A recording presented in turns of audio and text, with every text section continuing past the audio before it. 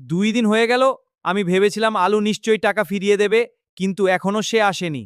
Sir, আমি আগেই বলেছিলাম সবাই দেখতে যেমন সৎ আসলে তেমন নাও হতে পারে। না, আমি তাকে এতটা বিশ্বাস করেছিলাম, আর সে আমার বিশ্বাস ভেঙে দিল। এই কোম্পানিতে অসৎ লোকের জায়গা নেই। আলু, আমি তোমার ওপর এতটা ভরসা করেছিলাম, তুমি সেই ভরসার মূল্য এভাবে দিলে। মালিক, আপনি যা ভাবছেন তা ঠিক না। চুপ! আমি আর কিছু শুনতে চাই না। তুমি আমাকে ঠকিয়েছো, আর আমি এমন লোককে এই কোম্পানিতে রাখতে চাই না। এখনই এখান থেকে বের হয়ে যাও। মালিক, একবার শুধু আমার কথাটা শুনুন। বের হয়ে যাও। আমি তো টাকা শশাকে দিয়েছিলাম।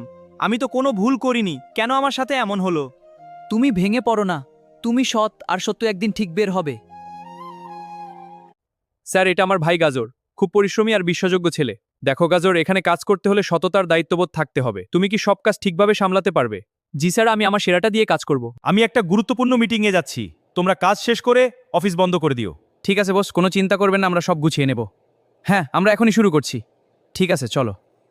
দেখলে সবকিছু কত সহজে আমাদের হাতে চলে আসছে। এবার ধীরে ধীরে পুরো কোম্পানিটাই আমাদের নামে করে নেব। ঠিক বলেছো, কেউ কিছু বুঝতেই পারবে না। আর তৃতীয় পর্বে কি হতে চলেছে দেখার জন্য সবাই ফলো দিয়ে সাথে থাকুন।